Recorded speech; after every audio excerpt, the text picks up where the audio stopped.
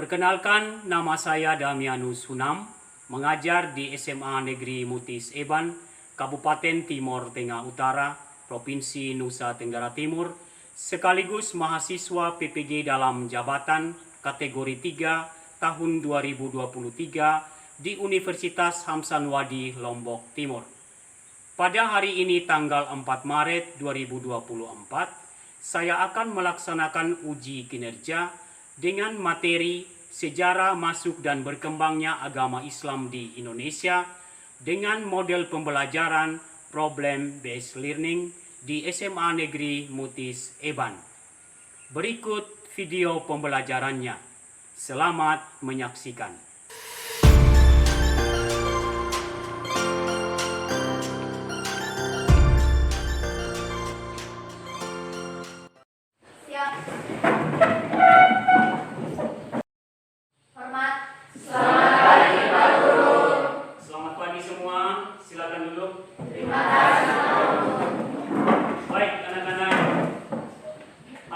Semua keadaannya baik?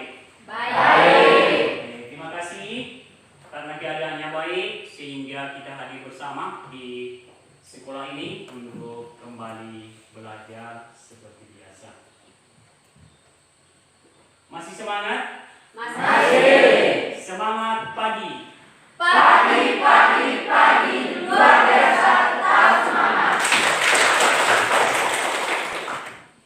Untuk melaksanakan kegiatan kita di pagi hari ini, sebagai orang yang beriman, kita bersyukur bahwa Tuhan masih memberikan nafas kehidupan kepada kita semua, sehingga kita mengawali kegiatan kita untuk belajar bersama dengan berdoa yang dipimpin oleh ketua kelas. Silakan. Teman-teman, mari kita berdoa sesuai dengan iman dan kepercayaan kita masing-masing. Marilah kita berdoa dalam nama Bapa, Putra, dan Roh Kudus. Baik, silakan duduk semua. Anak-anak, sebelum kita melanjutkan kegiatan kita, dulu mengajak Anda semua untuk kita melihat tentang keadaan bangsa dan negara kita sesuai dengan pembelajaran pada minggu yang lalu. Tapi sebelumnya, Pak Guru absen dulu. Angelina Neno. Hadir Pak Guru. Adrianus Kobe. Hadir Pak Guru. Yohana Abu. Hadir Pak. Oke, semua hadir. Terima kasih Anda semua hadir. Berikan aplaus untuk semua. Oke, baik. Untuk mengawali kegiatan kita tentang pembelajaran materi yang akan Pak Guru sampaikan, tetapi sebelumnya kita berdiri untuk menyanyikan sebuah lagu nasional.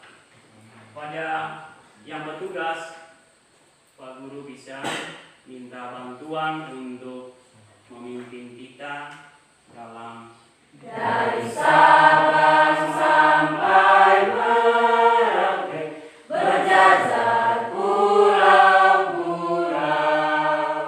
Baik. Apakah Anda ingat materi pembelajaran minggu lalu? Ingat. Materinya tentang apa, Inas?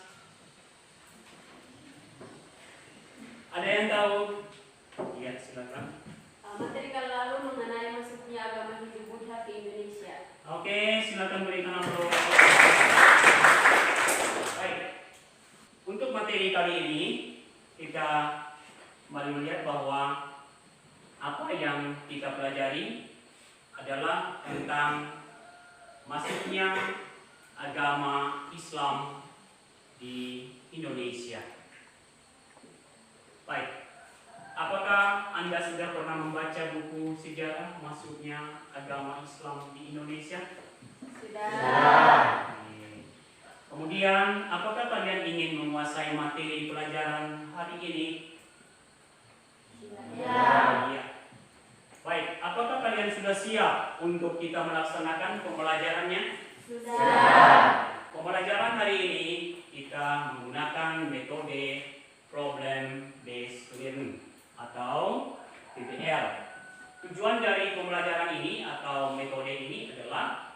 dengan mengutamakan keaktifan peserta didik untuk berpikir kritis dan terampil dalam menyelesaikan suatu masalah. Baik, karena Anda sudah membaca, maka kita melihat tentang bagaimana dengan motivasi dari apa yang akan kita atau Anda pelajari bersama. Kita melihat motivasi yang pertama, bahwa akan mendorong rasa identitas nasional. Seperti tadi sudah kita sama-sama menyanyikan lagu dari Sabang sampai Merauke. Motivasi yang pertama mendorong rasa identitas nasional dengan tujuan bahwa memahami sejarah masuknya Islam di Indonesia dapat membantu memperkuat rasa identitas nasional dan kebangsaan. Motivasi yang kedua, mendorong kreativitas dan inovasi. Di mana Anda lihat bahwa studi tentang sejarah masuknya Islam di Indonesia juga dapat memberikan inspirasi untuk kreativitas dan inovasi, baik dalam bidang seni, dalam bidang sastra, arsitektur, maupun bidang lainnya. Kita paham semua? Bisa. Oke, kita lanjutkan dengan tujuan dari pembelajaran kita di pagi hari ini. Melalui penerapan model pembelajaran PBL dan tutor sebaya, diharapkan peserta didik terlibat aktif selama proses belajar mengajar berlangsung dengan memiliki sikap ingin tahu, bertanggung jawab dalam menyampaikan pendapat, kemudian menjawab pertanyaan, memberikan saran dan kritik, serta dapat menganalisis dan menjelaskan teori-teori masuknya Islam ke Indonesia. Kemudian yang kedua, peserta didik dapat menganalisis dan menjelaskan peran tokoh ulama dalam menyebarkan ajaran Islam di Indonesia dengan mengembangkan nilai karakter berpikir kritis, kreatif atau kemandirian, kerjasama, gotong royong, dan kejujuran atau integritas. Semua hal itulah yang nanti akan dilakukan pada kelompok diskusi masing-masing yang akan Bapak berikan. Bisa mengerti? Bisa. Baik. Oleh karena itu, kita melihat bahwa apa yang kita melihat tentang kebudayaan Islam begitu berkembang di Indonesia dengan mudah, sehingga banyak masyarakat Indonesia dari sekian kepulauan menerima masuknya kebudayaan Islam di tanah air. Baik, mari kita melihat beberapa hal yang berikut tentang sebuah film dokumenter yang akan kita lihat tentang keberadaan masyarakat Indonesia setelah datangnya kebudayaan Hindu dan Buddha. Berasal dari Arab, Gujarat, dan yang berasal dari seorang pedagang yang berasal dari Gujarat dengan membawa barang dagangannya berlalu di tanah Jawa. Akhirnya, Tuan Putri dan anak dari pedagang Gujarat tersebut menikah. Keluarga kerajaan dan masyarakat di sana satu persatu memeluk agama Islam. Baik, sudah melihat cuplikan dari video tadi? Sudah. Karena tadi Anda sudah menyampaikan juga bahwa sudah membaca buku tentang masuknya agama Islam di Indonesia, kemudian menonton video tadi. Maka Bapak memberikan waktu kepada Anda untuk menyampaikan beberapa pertanyaan yang mungkin Anda melihat atau Anda dapatkan di saat Anda membaca buku dan juga melihat cuplikan video tadi. Silakan. Baik, terima kasih atas kesempatan yang diberikan kepada saya. Saya akan memberikan satu pertanyaan mengenai video yang kami tonton. Di sini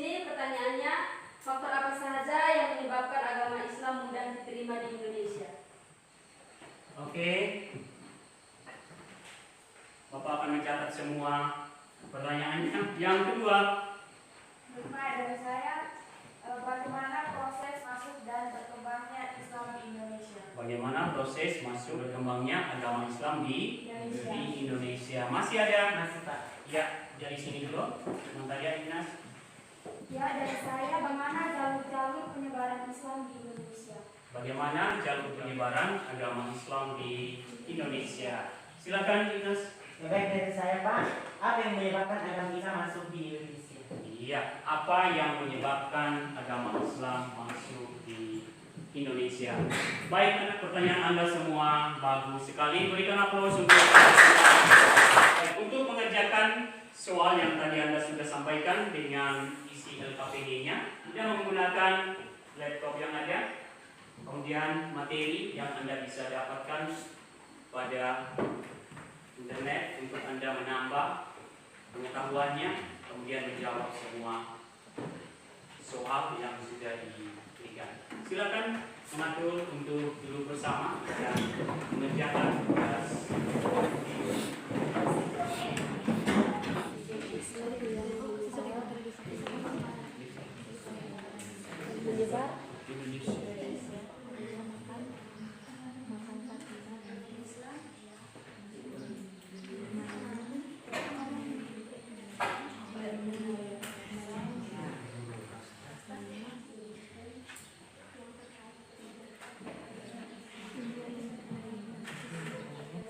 Kelompok 4 sudah? Kelompok 2, Sudah Pak.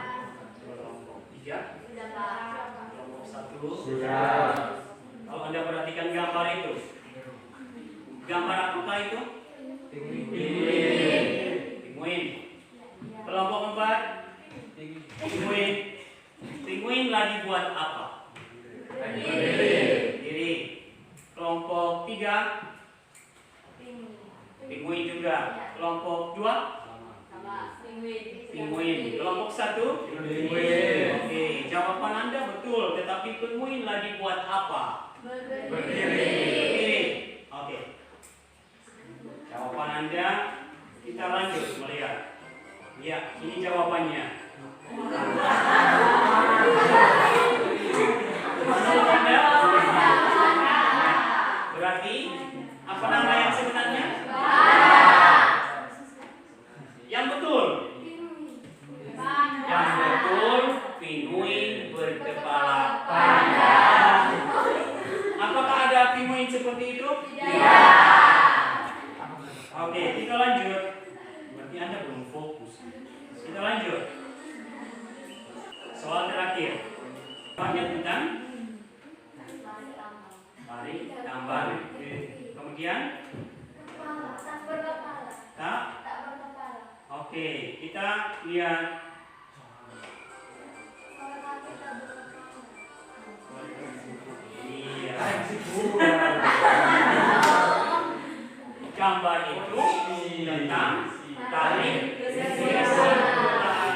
Baik, apa yang Anda bisa simpulkan dari tadi gambar pertama tentang pinguin berkepala panda atau panda berbadan pinguin. Apa Anda bisa tarik kesimpulan dari ketiga gambar yang Anda sudah lihat? Silakan, kelompok 2. Kesimpulannya mengenai gambar yang kami lihat adalah apa yang kita lihat tidak sesuai dengan yang ada di dunia nyata. Oke, betul. Berikan aplaus untuk. Baik. Yang pertama, saya berikan kesempatan kepada kelompok 1. Terima kasih Pak Guru, terima kasih teman-teman atas waktu dan kesempatan yang diberikan kepada kami. Dan saya akan membacakan hasil diskusi kami dari kelompok 1. Materi kami tentang teori masuknya Islam ke Indonesia. Sebelum menjadi agama yang paling banyak dianut oleh orang Indonesia, Islam adalah salah satu agama yang diperkirakan datang karena adanya pedagang yang singgah di Nusantara. Lalu bagaimana awal mula Islam masuk ke Nusantara? Untuk lebih jelasnya, kami akan menjelaskannya.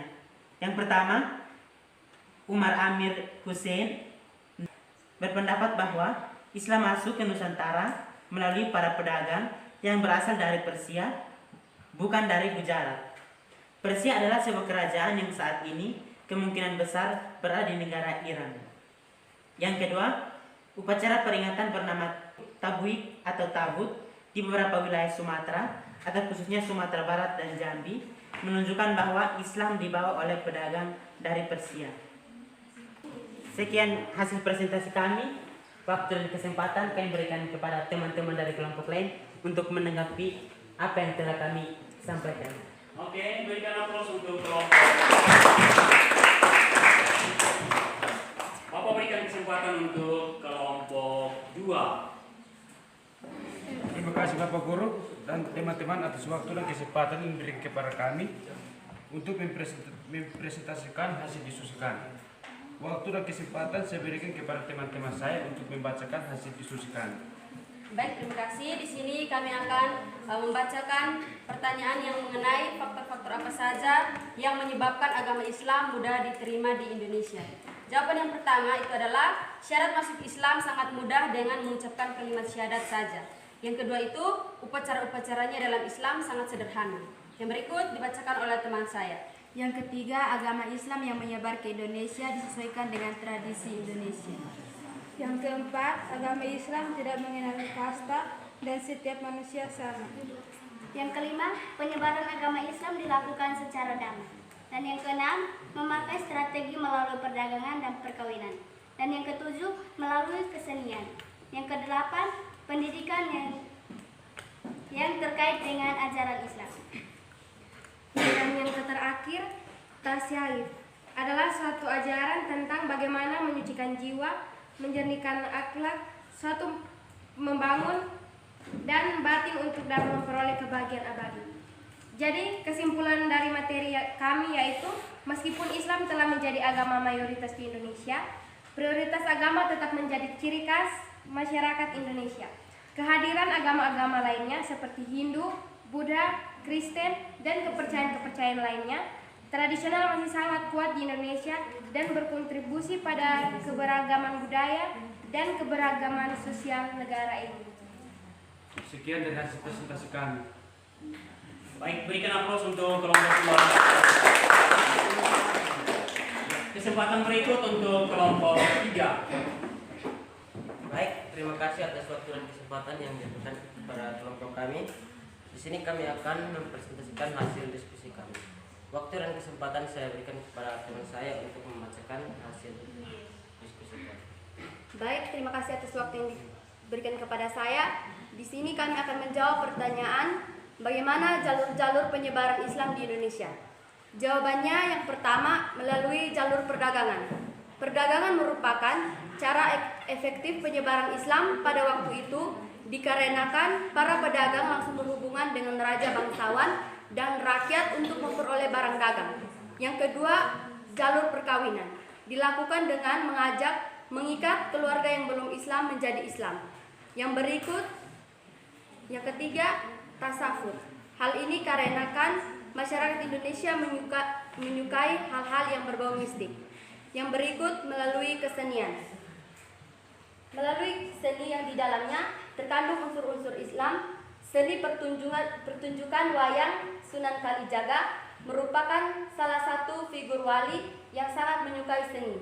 Bahkan ia menggunakan seni sebagai sarana dakwah.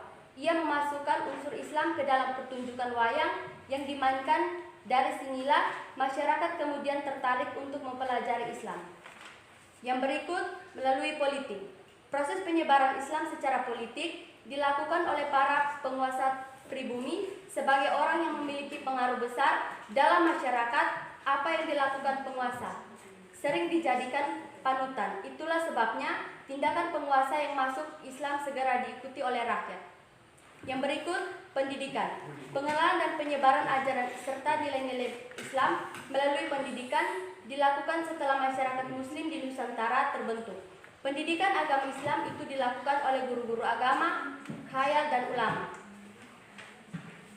Yang berikut, Islam masuk di Indonesia oleh musafir Arab termasuk dalam teori Persia. Migrasi masyarakat Katon di Indonesia pada abad ke-9 termasuk dalam teori Cina. Upacara peringatan 10 Muharraman kematian putra Nabi Muhammad SAW termasuk dalam teori Mekah. Penemuan makam Malik al-Saleh pada tahun 1297 termasuk dalam teori Gujarat. Yang terakhir, kesimpulan. Islam telah menjadi agama mayoritas di Indonesia. Pluralitas agama tetap menjadi ciri khas masyarakat Indonesia. Kehadiran agama-agama lainnya seperti Hindu, Buddha, Kristen, dan kepercayaan tradisional masih sangat kuat di Indonesia dan berkontribusi pada keragaman budaya dan keberagaman sosial budaya ini. Sekian dan terima kasih. Oke, berikan waktu. Baik, yang terakhir kelompok keempat, silakan. Selamat pagi Pak Guru, selamat pagi teman-teman. Terima kasih atas waktu dan kesempatan yang diberikan kepada kelompok kami untuk menjelaskan hasil diskusi kami. Waktu selanjutnya saya berikan kepada teman saya untuk membacakan hasil diskusi kami. Baik, kami akan menjawab sebuah pertanyaan. Bunyi pertanyaannya, bagaimana proses masuk dan berkembangnya Islam di Indonesia? Islam masuk ke Indonesia pada abad ke-11. Pendapat ini didasarkan dengan adanya makam Fatimah binti Maimun di Leran, Gresik tahun 1882 Masehi. Islam masuk ke Indonesia pada abad ke-11. Pendapat ini berdasarkan bukti yang pertama, catatan perjalanan Marco Polo yang menerangkan bahwa ia pernah singgah di Priak pada tahun 1292 Masehi dan berjumpa dengan orang-orang yang telah menganut agama Islam. Pendapat yang kedua, ditemukannya nisan makam Raja Samudra Pasai, Sultan Malik al-Saleh yang berangkat tahun 1297 Masehi. Ada 3 teori yang menjelaskan proses masuk dan berkembangnya Islam di Indonesia. Teori yang pertama adalah teori Gujarat. Teori Gujarat mengatakan bahwa agama Islam yang ada di Indonesia berasal dari Gujarat, India. Buktinya adanya batu nisan Malik al-Saleh dan Sultan Samudra Pasai. Teori yang kedua adalah teori Mekah. Teori Mekah mengatakan bahwa pengaruh Islam telah masuk ke Nusantara sekitar abad ke-8, dibawa langsung oleh para pedagang Arab. Buktinya ada pemukiman Islam tahun 674 di Baros, pantai sebelah barat Sumatera. Teori yang ketiga adalah teori Persia.